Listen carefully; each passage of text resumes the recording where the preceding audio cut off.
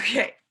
Welcome to the evening Decaf. I'm your host, Hope Dunn, and today on the show with me I have Miss Dominique Blake. She is an Olympian, entrepreneur, author, radio host, and producer. Dominique, thanks so much for being here today. How are you doing? You're welcome. Thank you for having me. I'm doing amazing, wearing 17 hats, but I'm doing what I love to do best in life. So I'm doing fantastic. Awesome. What is it that you love to do best in life? I would love to hear more about that. Um, the things that I find to be my passion. So, one, sports, I've been an athlete for, I guess we can say over 10 years now. That's been the thing that has been the constant that I put my blood, sweat, and tears into. And, people often don't look at it like work. They're like, oh, it's cute. You play a sport. No, it is work. It is how athletes make their money. So just like it'd be the equivalent of somebody going to their office and their 9 to 5, you know what I mean? We get paid to run in circles. Nonetheless, we're getting paid to run. You know what I mean? So that's been just a dream of mine to take athletics and my abilities to the furthest level. And that is being an Olympic athlete, being paid by a shoe company. I've been an Adidas athlete. I'm now a former Adidas athlete, so considered a free agent. But yeah, I'm biased. I love Adidas. They've been really great to me. And so we'll see what the future holds for a new shoe company. But so pro athlete, I say serial entrepreneur because I've turned all of my passions into businesses, and I've been able to be blessed to bless other people and hire people, so I love to talk. So I've become a public speaker. So I'll go anywhere in the world and talk to people to just get them motivated, get them on the success train, to believe in themselves and to believe that they can achieve anything they can really wrap their minds around. And so that there's that. There is, Diamond Training, which is now the #1 personal training company. I can stop saying Northwest Arkansas, just the #1 personal training company, period. And we've been rated by Google with 5 stars. So it's not just because I'm saying it, it's because the people are saying it. And I can say beyond Northwest Arkansas because we're virtual, local, and mobile.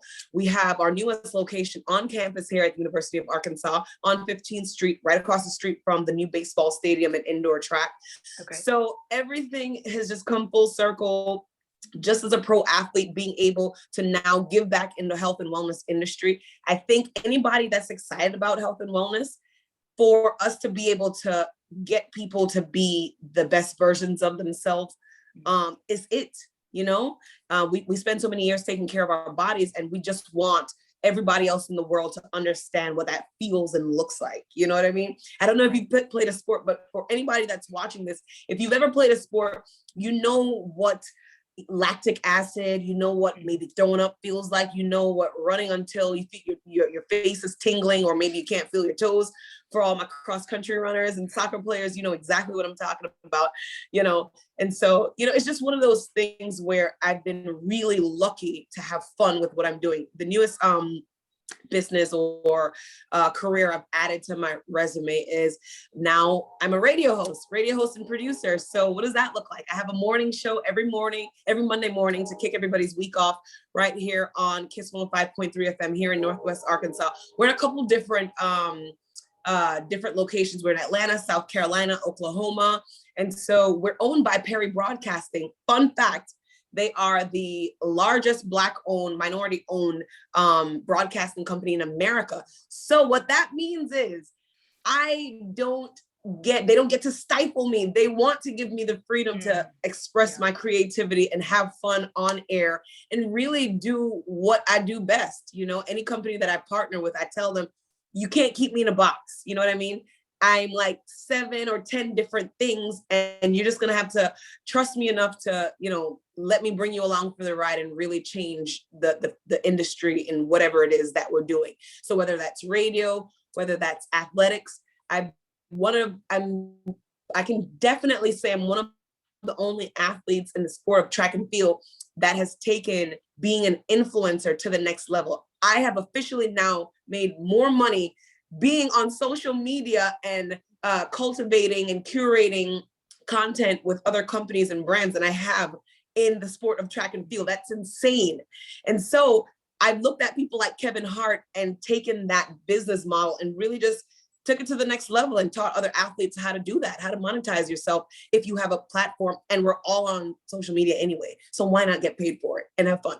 You know what I mean? Right, So right. I don't mean to ramble. That's a little bit about, who I am and what I'm doing right now.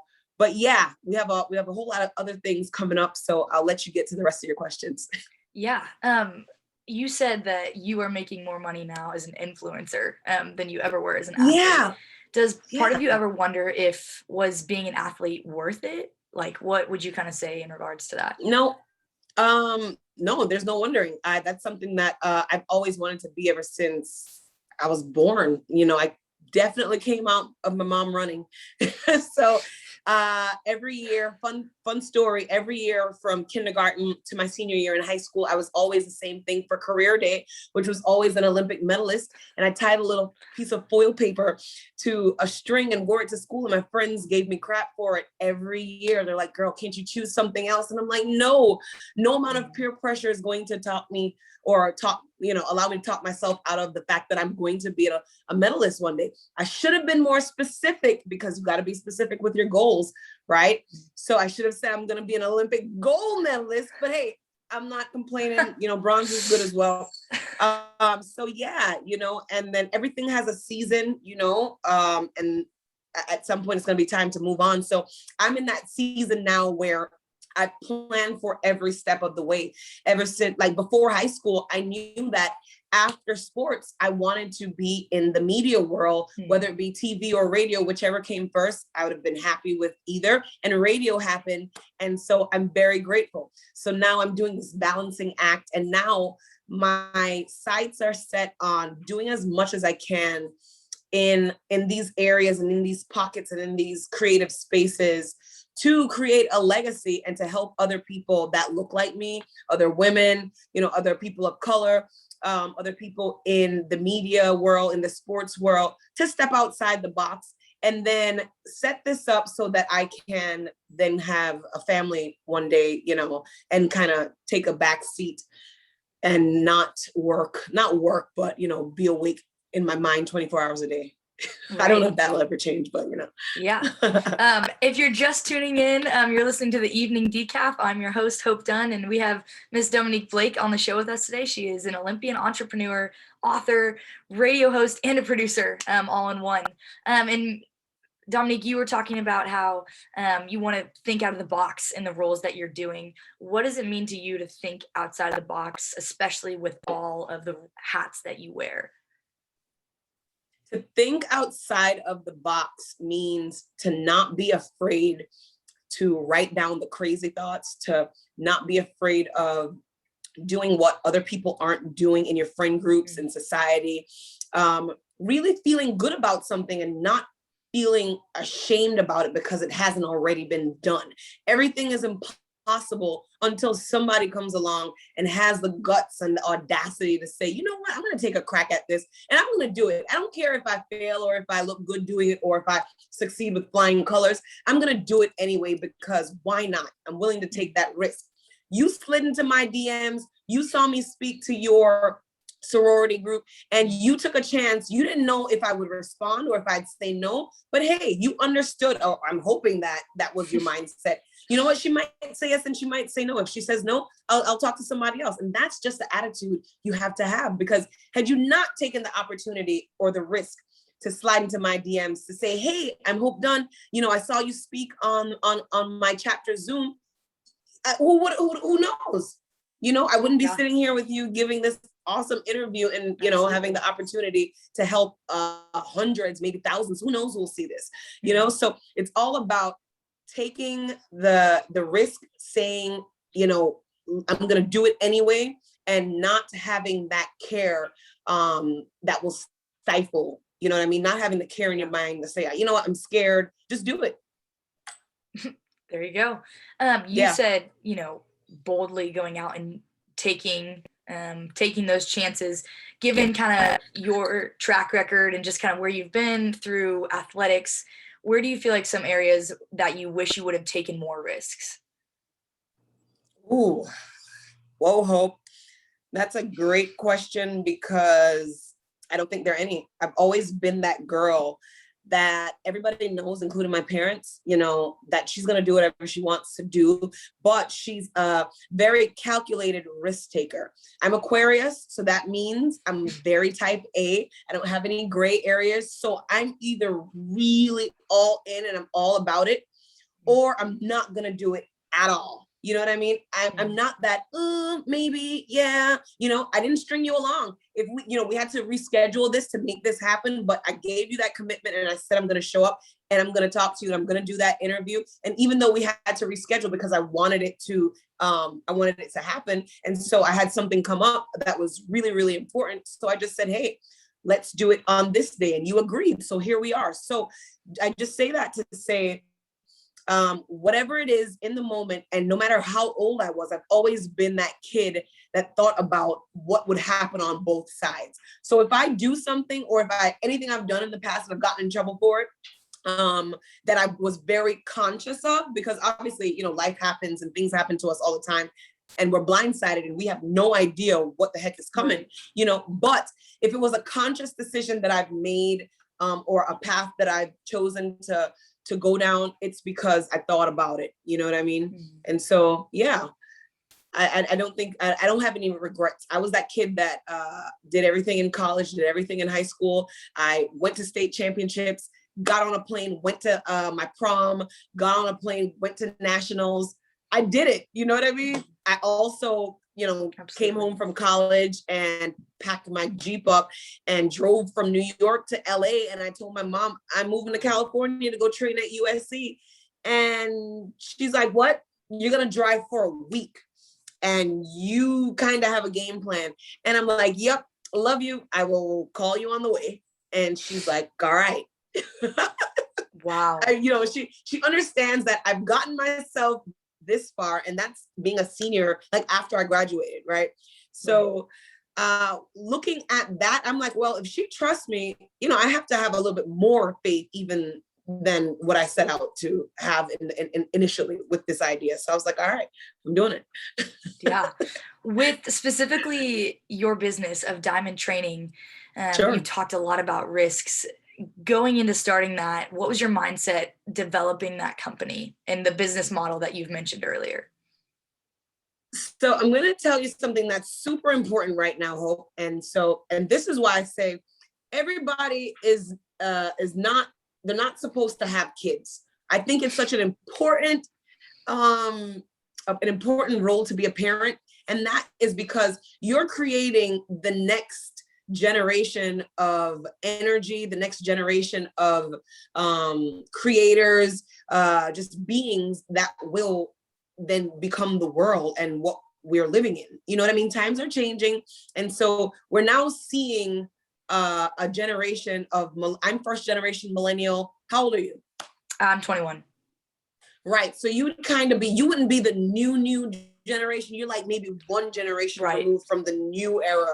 Right. And so I know what the internet is. I also know what AOL is. And I also know what it looks like to walk inside of a library and have to actually pull a book and research it. I know what a payphone looks like and how you use it. And so I say that to say, my parents never, ever, ever put any limitations on me. And I grew up watching them turn their passions and all their exciting, all the things that they found to be exciting into businesses, and really helped families and did all that they wanted to do through their passions. You know what I mean? So I never necessarily grew up thinking that I had to go punch the clock with a 9 to 5 and work for somebody else. So that was never my mindset. So with starting diamond training or any venture or any business that I have to date, I always went into it first being super passionate about it.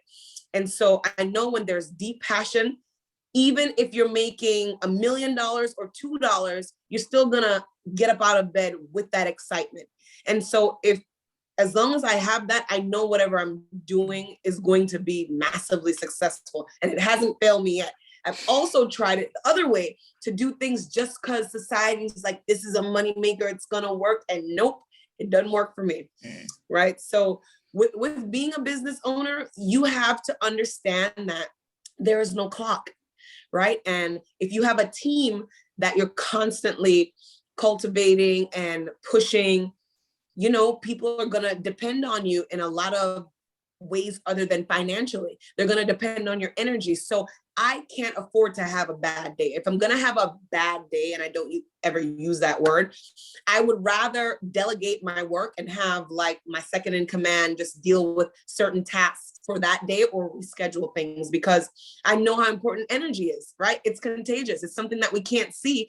But if you and I are in the same room and I'm like, hey, Hope, I'm not saying anything, right? And you're like, hey, Dom, and we're just there and I'm just silent looking at you. Now, I'm not physically shaking you. I'm not like, you know, cursing you with bad words, but that energy is different. Like, hey, Hope, how's it going? You know? Right. Absolutely. So, you know, just really understanding the psychology of entrepreneurship. It doesn't matter. You can be 21 right now. And I know you see that this is a popular thing. We're seeing people on YouTube, people with, you know, stocks, trading, crypto, all of that stuff. And there really is no age for how massively successful you can be. We have kids right now making tens of millions of dollars just opening eggs on YouTube for other kids to watch. It's the craziest thing, but they're really passionate and excited about it.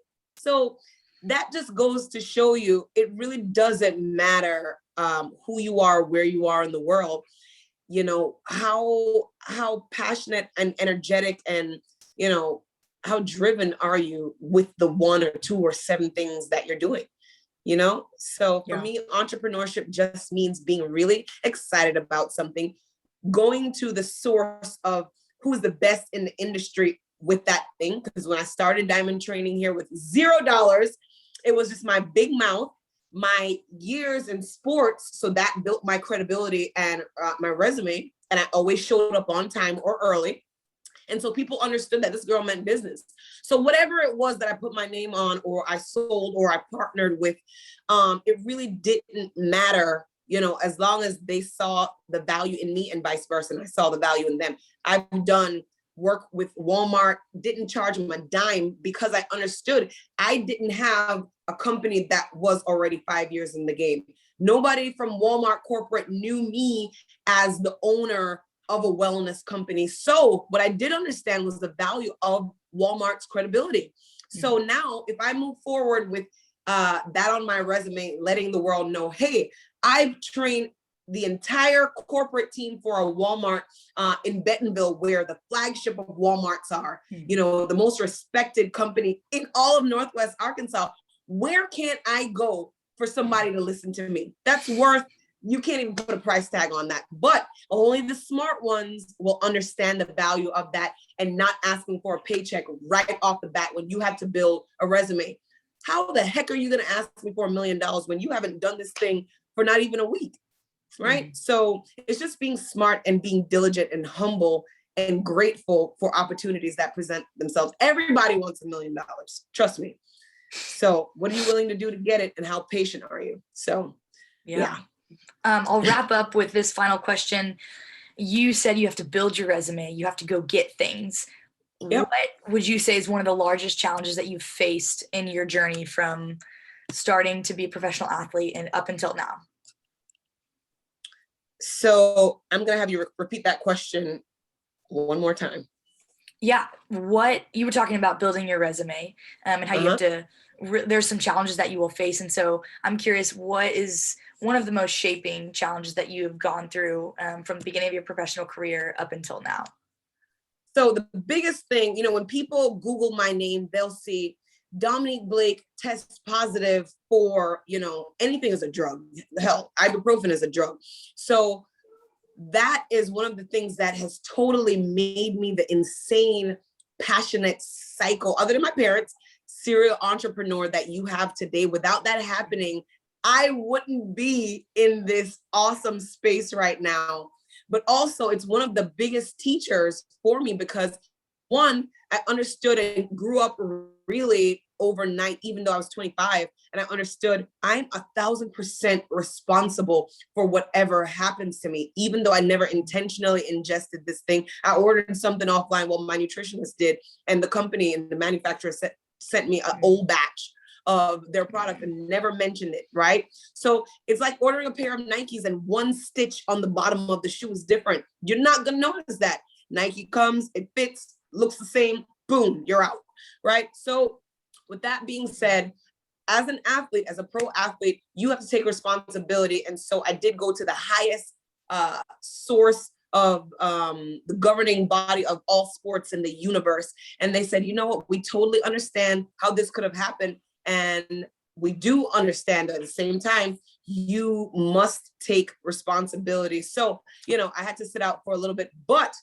in that moment, I then told myself, you know what, Dom, I've never ever been in the business of worrying about things that I can't control. However, I do know that everything happens for a reason. So as long as you're looking for the good in every single thing, you're going to find it. Just like if you go and look for the bad in it, you're going to find it too. So I said, what can I do with this time that I have? Oh, I get to do something that other pro athletes don't get to do. They don't get to take more than 4 weeks off of the sport. You know what I mean? So now I get to learn everything I can about business. I get to learn about customer service, and I get to just really hone in on my skill set outside of just my particular sport, which is track and field, So I never stopped training. I trained every single day.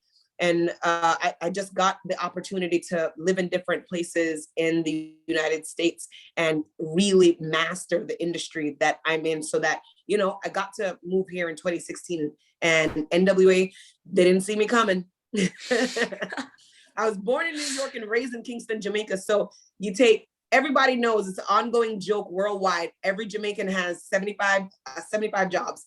And then New York people, they just have that hustler inner city spirit. You know what I mean? We can deal with people from all walks of life. So you really put that type of energy in an NWA in middle America. It's like something crazy. It definitely has to happen. So yeah. Again, this is the Evening Decaf. I'm your host, Hope Dunn. And today we had Miss Dominique Blake, who is an Olympian, entrepreneur, author, radio host, and producer on the show with us. Dominique, thank you so much for answering my questions and spending time today.